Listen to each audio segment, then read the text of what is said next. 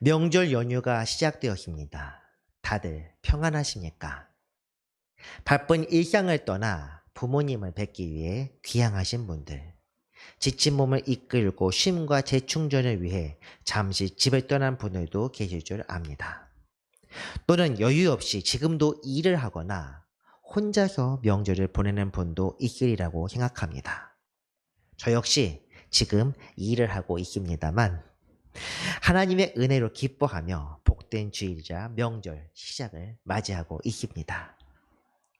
고향은 추석을 피해 한번 다녀올 계획이며 또 다음 주에는 휴가 주간도 있기에 제 마음이 꽤나 넉넉합니다. 여러분의 명절이 의미 있고 보람찬 시간 되기를 바랍니다.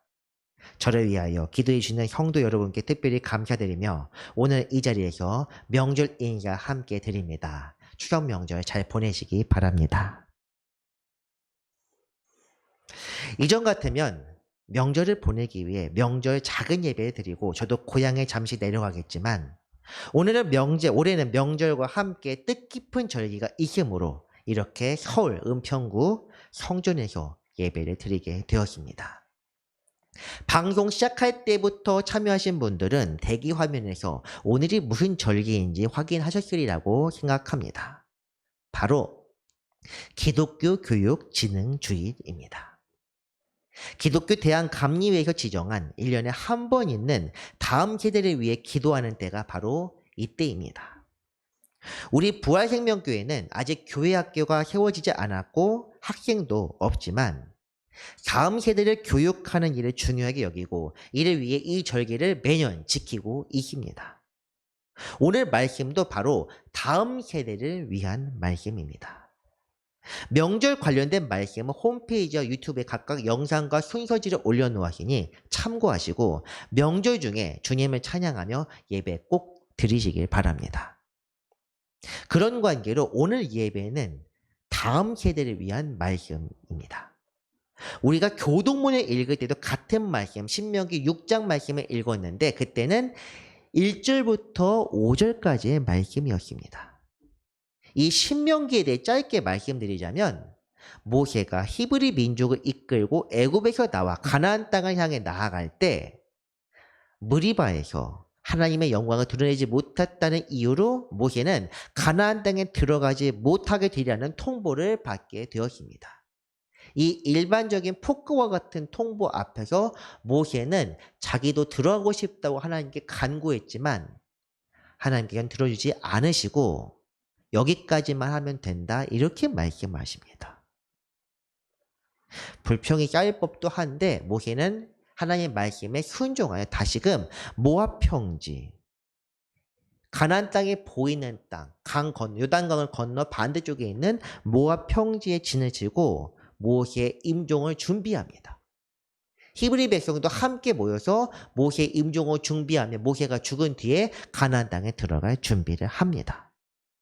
이때 모세의 설교를 정리한 것, 모압 평원에서 모세가 백성들에게 당부하는 이 말씀을 정리한 것이 바로 신명기 말씀입니다. 다시 말해 신명기 말씀 전체가 사실 가나안 땅에 들어가는 다음 세대를 향해 외치는 모세의 훈육과 같습니다. 이미 신명기 말씀을 이 모세가 전할 당시에 모세와 함께 있었던 그 모세의 세대는 대부분 광야에서 목숨을 잃었습니다. 모세 그리고 여호수아 갈렙만이 살아남았고 나머지는 그 다음 세대들이었습니다. 그렇기 때문에 신명기에는 출애굽기에서 민수기까지 기록된 이야기들이 반복되는 경우가 많고 이렇게 해야 한다. 너희들이 이렇게 살아야 한다. 이런 식의 명령문들이 굉장히 많이 포함되어 있습니다. 이것을 그냥 아무 생각 없이 성경에 생각하고 읽으면 안 그래도 어렵고 지겨운 내용들이 반복되는 생각하기 때문에 신명기에서 통독하다가 멈추는 분들이 꽤 많이 있는 걸로 알고 있습니다만 이런 배경을 고려하며 말씀을 읽으면 신명기 말씀이 굉장히 뜻깊게 다가올 것입니다. 오늘 말씀을 들을 게 깨닫게 하신 주님의 은혜가 있기를 바라며 오늘 본문으로 들어갑니다. 서론이 꽤 길었습니다. 오늘 말씀은 신명기 중에서도 후손들에게 당부하는 가장 중요한 말씀입니다. 쉐마 말씀이라고 부르는데 이것은 4절 오늘 보면 첫 부분의 말씀이 쉐마 곧 들으라는 단어로 시작하기 때문입니다. 오늘 말씀 첫 부분 4절입니다. 쉐마 이스라엘입니다. 이스라엘아 들으라. 우리 하나님 여호와는 오직 유일한 여호와이시니 이렇습니다. 쉐마 이스라엘 들으라 이스라엘아. 원문이 이렇게 되어 있습니다. 주기도문 강해를 할 때처럼 이 말씀을 제대로 분석하면 이 자체마도 1시간을 할애할 수 있겠지만 오늘은 기독교 교육 진흥주의 설교이기 때문에 그렇게는 하지 않겠습니다.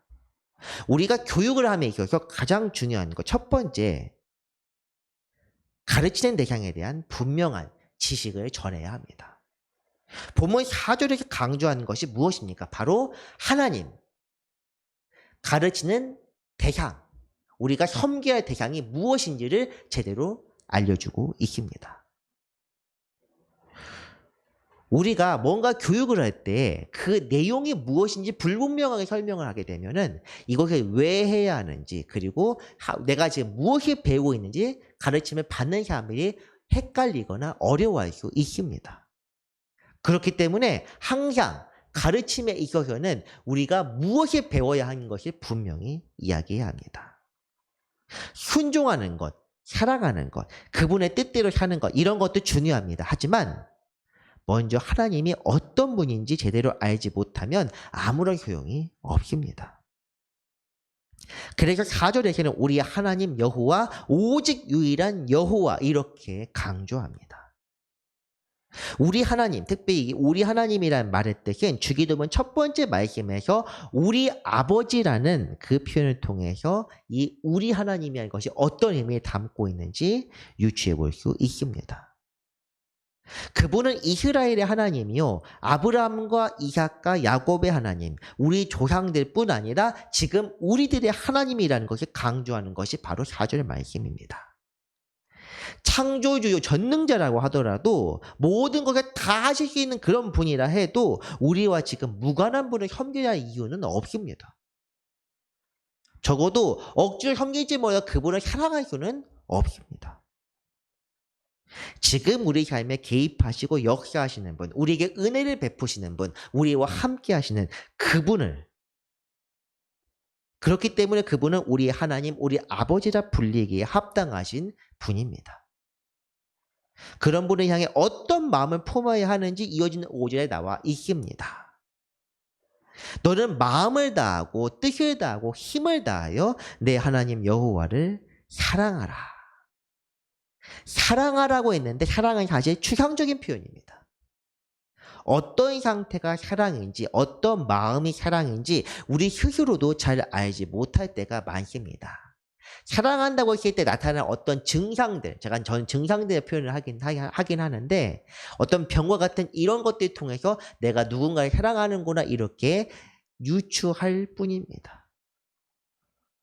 그렇기 때문에 오늘 본문에서도 사랑을 어떻게 하라, 즉 사랑 그 자체보다도 사랑의 방법에 대해서 주목하고 있습니다. 가르치는 건 적어도 이렇게 해야 합니다. 마음을 다하고 뜻을 다하고 힘을 다하여, 우리 주님께서는 거기에 목숨을 다하여라는 말까지 추가하셨습니다. 다시 말해 내 삶의 모든 것을 걸고 다 바쳐서 하나님을 사랑하라. 이것은 하나님께 내 삶을 맡기고 하나님 이외에 다른 것을 아예 마음에 품지 말라는 뜻입니다. 우리가 게임에서 나오는 것도 게임을 지금 하는 것도 아니고 목숨이 여러 개 있는 것은 정말 아닙니다. 우리 단 하나뿐인 목숨을 다하여 하나님을 사랑하라는 것은 하나님의 내 인생을 걸고 하나님으로만 만족하라는 뜻입니다. 올인입니다. 무언가 남겨두면 그것은 올인이 아닙니다. 내 가진 것 모든 걸 다 털어서 한 곳에 집중하는 것, 이것이 바로 사랑입니다. 사랑의 감정은 정도마다 다르고 동시에 여러 대상을 향할 수 있지만 절대적인 사랑은 오직 하나에만 집중할 수밖에 없습니다. 그래서 4절 오직 유일한 여호와이시니 이 표현이 강조된 것입니다. 하나님의 유일하신 분이시기에 그분을 향한 사랑에 다른 것이 들어올 수는 없습니다. 다른 게 들어왔다면 이것은 하나님을 사랑하는 것이 아닙니다. 하나님에 대한 사랑은 0 아니면 100입니다. 모든 것에 대하여 그분을 사랑하거나 아니면 그분이 아닌 세상을 사랑하거나 우리가 가르쳐야 할 것 그리고 우리가 지켜야 할 평생의 말씀 그것이 바로 하나님을 사랑하라는 것입니다. 두 번째로 가르치기 위해서는 나 자신이 먼저 그 말씀대로 살아가야만 합니다. 6절 말씀으로 이어집니다. 6절 말씀 보면 오늘 내가 네게 명하는 이 말씀을 너는 마음에 새기고 이렇게 되어 있습니다. 내가 네게 명하는 말씀을 마음에 새기라. 이 말씀은 모세가 먼저 하나님을 사랑했기 때문에 백성들에게 전할 수 있는 말씀입니다. 모세가 처음 하나님을 만났을 때 그의 반응이 어땠는지 한번 보겠습니다. 모세가 여호와께 아뢰되 오 주여 나는 본래 말을 잘 하지 못하는 자니이다. 주께서 주의 종에게 명령하신 후에도 역시 그러하니 나는 입이 뻣뻣하고 혀가 둔한 자니이다. 모세가 이르되 오 주여 보낼 만한 자를 보내소서. 굉장히 공손한 표현이 들어있긴 하지만 쉽게 말하면 다른 사람 알아보세요입니다. 이거 한번 해보시죠. 아 됐습니다. 이런 뜻입니다. 입이 뻣뻣하다는 것은 발음이 부족하다는 것이 아닙니다. 저도 사실 발음이 옛날 어렸을 땐 정말 많이 부정확했고 지금도 사실 발음이 완전하게 클리어하다고 하기는 어렵지만 이것은 그런 뜻이 아니라 말이 조리있지 못하고 설득력이 부족하다는 뜻입니다. 이것이 무슨 뜻입니까? 모세가 젊었을 당시에 모세는 이스라엘 백성들을 히브리 백성을 애굽에서 인도하기 위해서 사람을 죽였습니다. 설득력이 있는 가장 큰 행동을 몸소 행한 것입니다. 그것도 가장 높은 자리에 있는 귀족이. 그런데 백성들이 그를 따르지 않았습니다. 어차피 그렇게 했는데도 따르지 않는데요. 뭘? 이런 뜻입니다. 능력이 부족해서 나는 못하겠으니 다른 사람을 보내라. 제가 뭘 알감니요. 이런 뜻입니다. 이때만 해도 모세는 하나님을 사랑하는 사람이 아니었습니다. 하나님에 대한 불신과 불만이 가득한 말이 바로 이것입니다. 요즘도 그렇지 않습니까? 내가 원하는 게 아니라 다른 것을 시키거나 마음이 안 드는 사람이 지시할 때 어떤 반응을 보입니까? 딱 이렇습니까? 제가 뭘 알겠습니까? 잘 모르니까 그냥 다른 사람 알아보시죠. 알아서 하시거나 제가 조금 전 충청도 사투리 좀 썼는데 제가 뭘 알감니요. 약간 이렇게 해야 뭔가 좀 잘 어울리긴 합니다. 지는 아무것도 모르는 게 그냥 알아서 하시오 하고 물론 제가 충청도를 비하하는 건 아니고 제가 대전에서 그래도 한 4, 5년 살았습니다. 잘 어울리니까 그러는 것입니다. 어쨌든 그런 모세가 하나님의 부름을 받아 히브리 민족을 이끌어내고 모압 평지에서 백성에게 지금 말씀을 전하고 있습니다. 모든 것에 다 바쳐 하나님을 사랑하라. 사랑했기 때문에 정말 들어가고 싶었던 가나안 땅에 들어가지 못해도 순종할 수 있었습니다. 사실 백성들만 불평했던 게 아닙니다. 모세도 불평했고 불만이 가득했습니다. 하지만 그는 하나님께서 역사하실 때 그분을 믿었고 그분에 대한 신뢰가 약해지지 않았습니다. 끝까지 하나님을 사랑했고 그분께 충성했습니다. 본인이 그렇게 살았기 때문에 백성에게 전하는 것입니다. 마음에 새기라. 마음에 어떻게 새기라는 것인지 7절 대신 8절과 9절을 먼저 보겠습니다. 너는 또 그것을 내 손목에 매어 기호를 삼으며 내 미간에 붙여 표로 삼고 또 내 집 문설주와 바깥문에 기록할지니라. 아멘. 모세가 전한 이 말씀을 손목에 메고 미간에 붙이라는 것. 항상 붙이고 다니면서 읽고 생각하라는 것입니다. 손목에 매는 것은 내가 보기 위해서고 미간에 붙이는 건 다른 사람이 보이기 위함입니다. 사실 이 말씀은 명령이지만 믿는 자라면 마땅히 이렇게 살아야 합니다. 복 있는 사람, 시편 1편에 나와 있는데 이 복 있는 사람은 어떤 사람입니까? 여호와의 말씀을 즐거워하며 그의 말씀을 주야로 묵상하는도다. 이 사람이 바로 복 있는 사람입니다. 우리를 향하신 하나님의 뜻이 무엇입니까? 항상 기뻐하고 기도하며 감사하라. 이런 말씀만 보아도 알 수 있지 않겠습니까? 이것이 바로 마음과 목숨까지 다하여 하나님을 사랑하는 것이요. 구원받는 사람의 삶이 바로 이런 삶입니다. 모세가 무리한 것을 요구하는 것이 아니라 이것이 그들에게 삶을 주기 때문에 영생을 주기 때문에 이렇게 명령한 것입니다. 그리고 모세뿐 아니라 모세를 통하여 말씀하신 하나님께서 온 인류에게 지금 우리에게 말씀하시는 것도 같습니다. 지키며 생명을 얻게 되는 율법을 주신 이유도 믿고 따르며 영생을 얻게 될 우리 주님 예수 그리스도를 보내신 이유도 그리고 성령을 내리셔서 지금 그 이끌을 받게 되었을 때 구원의 길로 나갈 수 있게 하는 그것도 그리고 오늘 우리에게 말씀하시고 우리 속에 역사하신 이유도 다 똑같습니다. 구약의 하나님이 다르고 신약의 하나님이 다른 것이 아니라 하나님은 어제나 오늘이나 처음이나 마지막이라 동일하시다. 사랑이 식어져서 심판하는 것이 아니라 사랑하시기 때문에 공의로 판단하시는 것입니다. 주님은 우리가 살기를 원하십니다. 정말 주님이 사랑 없이 공의로 판단하실 것 같았으면은 지금 바로 이미 심판을 하셔도 이상하지 않습니다. 그런데 정말로 마지막 한 사람까지 구원에 이르길 원하시기 때문에 악인이 멸망하길 원치 않기 때문에 오늘도 참으시면서 우리에게 말씀하시는 것입니다. 언제까지 참으시냐? 하나님을 따르는 자들 의인들이 너무 많이 죽기 전에 의인들의 입장에서 하나님을 따르는 사람 입장에서 이래서 세상을 살면서 손해볼 수밖에 없다는 것입니다.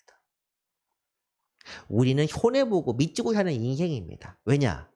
이 세상이 죄악 가득한 세상이고 이 죄악 가득한 세상에서 하나님의 뜻을 살게 하기 위한 어쩔 수 없는 운명이나 팔자와도 같은 것입니다. 이것을 우리가 이해하고 받아들여야 합니다. 세상에서 잘 먹고 잘 사는 것, 우리는 어떤 의미에서 일정 포기할 수밖에 없습니다. 다음 세상을 위해서입니다. 그리고 그 세상이 영원한 세상, 단지 우리가 죽어서 가는 세상일 뿐 아니라 다음 세상이면서 동시에 지금 우리 마음속에 이루어지는 것, 바로 하나님의 나라이기 때문입니다. 그렇기 때문에 주님께서는 오늘도 말씀하십니다. 내 말 듣고 그 뜻에 순종하라. 그리고 사도들과 선지자들 통해서 말씀하십니다. 그들의 말을 듣고 내게로 오라. 생명을 얻는 말씀이라면 마땅히 따라야 합니다. 손목에 메고 미간에 붙이거나 문에 다는 이런 행동이 중요한 것이 아니라 우리의 일상에서 항상 말씀을 생각하며 살아가야만 합니다. 그런데 우리는 그렇게 살지 않았습니다. 죄의 자녀로서 욕심에 이끌려서 교회는 다니고 있지만 욕심에 이끌려 살았습니다. 우리의 인생이 어땠습니까? 나는 그래도 깨끗하다. 그래도란 말이 붙는 순간 이미 뭔가 캥기는 것이 있다는 것입니다. 우리 스스로가 주님 보시기 깨끗하지 못한데 어떻게 다른 사람을 가르칠 수 있겠습니까? 그래서 오늘 제목도 그렇습니다. 마음에 새기고 가르쳐라입니다. 그것을 우리가 이해하고 하나님의 말씀을 우리 마음에 새기고 그 삶이 우리 속에 우리 삶 속에 온전히 녹아 들어가서 체득되어야만 가르칠 수 있습니다. 이것을 우리가 분명히 이해해야 합니다. 세 번째, 말씀을 항상 묵상하며 가르쳐야 합니다. 아까 떼놓긴 했는데 7절 말씀 한번 보겠습니다. 내 자녀에게 부지런히 가르치며 집에 앉아 있을 때든지 길을 갈 때든지 누워 있을 때든지 일어날 때든지 이 말씀을 강론할 것이며. 가르치다, 강론하다, 동사는 이 두 가지입니다. 그런데 시기와 장소에 대한 표현이 굉장히 많이 구체적으로 나옵니다. 부지런히 가르치고 집에 있거나 길을 가거나 누워 있거나 일어날 때거나. 누워 있을 때라는 것은 자고 있을 때라는 뜻입니다. 새벽이든 저녁이든 아침이든 밤이든 네가 어디에 있든 부엌에 있든 거실에 있든 방에 있든 화장실에 있든 길을 갈 때든 어디에 있든지 일터든 집이든 아니면 바깥에 여행하는 중이든 어디든지 이 말씀을 강론하고 가르쳐라. 그렇게 말씀하는 것이 바로 7절입니다. 사실 이 7절 말씀 때문에 오늘 신명기를 본문으로 하긴 했지만 신명기 전체가 조금 전 말씀드린 것처럼 신명기 자체가 모세가 마음에 새긴 것들을 가르치는 일종의 훈육서입니다. 모세가 백성을 가르칠 때 자, 이제 내가 특별한 날이니 내가 너희를 가르치겠다. 특별한 날 정하여 어떤 곳에 모아서 그렇게 가르쳤겠습니까? 거룩한 날 안식일에 안식일이 지금이야 뭐 제사드리고 예배드리고 이런 걸로 잘 알려져 있지만 그때 당시 안식일에 아무것도 하지 않고 오직 주님께 감사하며 쉬는 날이었습니다. 제사 상번제 위에 안식에 드린 제사가 있긴 했지만 어쨌든 그건 제사장의 역할이고 백성들은 쉬는 것이 주 목적이었습니다. 안식일에 강론을 시작한 것은 언제부터냐? 에스라 때부터입니다. 이스라엘과 유다가 완전히 망하고 다시 돌아오는데 백성들이 아무것도 모릅니다. 이미 70년을 바깥에 나가 살다 보니 한 세대가 두 세대가 지났는데 그러니 히브리 말도 모르고 다른 사람들하고 섞여가지고 어머니인지 아버지가 어쨌든 이방 사람인 경우도 있고 그래서 에스라 1장 그 족보 보면은 출처가 불분명한 족보가 불분명한 사람도 있다 이렇게 이야기하고 있습니다. 그런 사람들에 가르쳐야 하니 어떻게 하겠습니까? 이미 알고 있는 사람이 특별한 날 정하여 높은 데에 앉아서 사람들을 향하여 이야기를 하는 수밖에 없습니다. 그것이 지금 우리 예배의 전신입니다. 원래부터 너희들은 예배를 드려라 이렇게 하는 것이 아니라 특별한 상황 때문에 여기저기 떠돌아다니고 나라를 잃었던 그것 때문에 그렇게 정해진 것입니다. 그러니까 모세가 그 옛날 당시에 광야 시절에 거기에 대를 설치하겠습니까? 아니면 뭘 하겠습니까? 성막에서 모세가 가르치는 것도 성막은 오직 모세만 들어갈 수 있었고 또는 대제사장이 1년에 한 번만 들어갈 수 있었기 때문에 성막은 원래 예배드리는 곳이 아닙니다. 제사를 드리는 곳입니다. 제사와 예배는 구분할 필요가 있습니다. 뭐 나중에 한번 이야기할 기회가 있기는 모르겠지만 어쨌든 오늘은 모세가 강을 건널 때나 광야를 지날 때나 쉬고 있을 때나 행진할 때나 모세가 하나님의 말씀을 받는데 성막에서 수건을 쓰고 뭐 들어가서 거기 하나님 앞에 대면했다가 수건을 쓰고 나왔을 때 하나님의 말씀이 있으면 그냥 그대로 가르쳐줄 것입니다. 특별한 날을 정하여 이때 오늘 여호와의 말씀을 듣는 날 이것이 아니라 그냥 수시로 떠오르는 대로 하나님께 주시는 대로 가르쳤다는 것입니다. 특별히 수행원이었던 여호수아가 모세의 후계자인데 모세의 사환, 시종이었습니다. 모세와 항상 가까이 있었기 때문에 말씀을 자주 들었고 모세가 그렇기 때문에 레위 지파도인 여호수아를 후계자로 세웠습니다. 잘 듣고 잘 따랐기 때문입니다. 오늘 본문에서 특별히 자녀에게 가르치라. 내 자녀에게 부지런히 가르치되 자녀라고 하고 있기는 하지만 이 자녀는 순수 자기의 혈육을 가리키는 것이 아닙니다. 아버지라는 표현이 히브리 말로 아버지는 스승, 왕, 선지자 등 다양한 사람에게 쓰일 수 있는 표현입니다. 심지어 조상들도 아버지라고 부릅니다. 다시 말해서 이 벤, 아들이라는 것도 아들, 딸 이걸 가리키는 것이 아니라 후배, 제자, 동료 그 외에 많은 사람들을 포괄하는 말입니다. 더 중요한 것은 말씀을 묵상하고 내가 먼저 순종하며 가르쳐야 한다는 것입니다. 두 번째 다시 한번 말씀드렸었는데 사람들은 말씀을 많이 외우고 말을 많이 하는 사람을 따르는 게 아닙니다. 말을 적게 하더라도 하나님께서 기뻐하시는 삶을 살아가는 사람들을 존중하고 따릅니다. 내가 불러 모아 가르치지 않아도 내가 하나님의 제자로 살아간다면 그 자체가 훌륭한 강론이요 가르침입니다. 하나님의 뜻은 듣고 순종하는 자에게 의미 있습니다. 가르침도 마찬가지입니다. 가르치는 사람이라고 남들 위에 서서 높은 데 서서 목소리를 높이는 것이 아니라 남들의 존경을 받고 삶으로서 보여주는 사람이 바로 진정한 선생이요 가르치는 일에 적합한 사람이란 뜻입니다. 사랑하는 성도 여러분, 여러분은 어떤 사람입니까? 남들 위에 있는 것을 좋아하며 영광을 받고 선생이라는 소리를 듣기를 좋아하는 사람입니까? 아니면 주님께 영광을 돌리며 나 자신이 쓸모없는 종임을 깨닫고 주님께 모든 것을 맡기고 순종하는 사람입니까? 주님께서는 연약하고 겸손한 그런 사람을 사랑하십니다.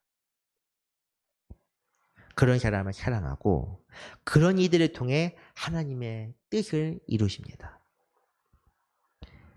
예수님부터도 가장 위대하시고 전능하신 분이시지만 사람의 몸을 입고 가장 연약한 모습으로 인류의 죄를 지셨습니다.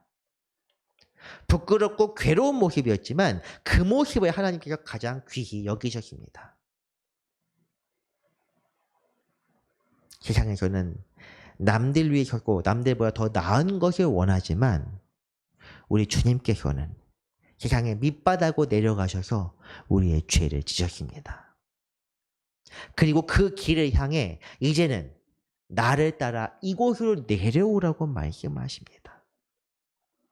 가장 낮은 곳에 있을 때 존귀하신 분께서 우리를 바라보시고 우리에게 선한 뜻을 보이시기 때문입니다.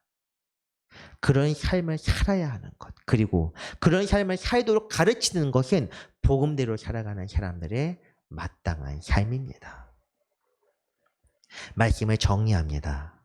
주님의 복음을 가르치는 것은 하나님께서 명하시는 중요한 사명입니다. 이를 위해 먼저 우리가 믿는 하나님이 어떤 분인지를 잘 알고 있어야 합니다. 그리고 나 자신이 하나님의 말씀에 온전히 따라야 하며 날마다 말씀을 생각하고 살아가며 가르쳐야 합니다. 가르치는 방법이 따로 있는 것이 아니라 내가 먼저 하나님을 온전히 사랑하고 그 말씀을 청종하며 본을 보이는 것, 이것이 가장 좋은 가르침입니다. 오늘 들은 말씀을 마음에 새기고 다른 이에게 전하며 가르치는 성도님들 되시기를 바랍니다. 기도하겠습니다. 거룩하신 주님 감사드립니다. 우리에게 순종의 본을 보이시고 그 뒤를 따라오라 하시는 주님의 가르침을 생각하게 하여 주옵소서. 주님의 뒤를 따라 십자가 지는 삶을 살게 하시고 그 귀한 은혜를 떠올리며 다른 이에게 복음을 전하게 하여 주옵소서. 거룩하신 주님, 우리는 주님의 것입니다. 주님의 인도를 받고 주님의 뜻대로 살기를 원하오니 목자 되신 주께서 우리를 귀한 의의 길로 이끌어 주옵소서. 은혜로우신 우리 주 예수 그리스도의 이름으로 기도합니다. 아멘.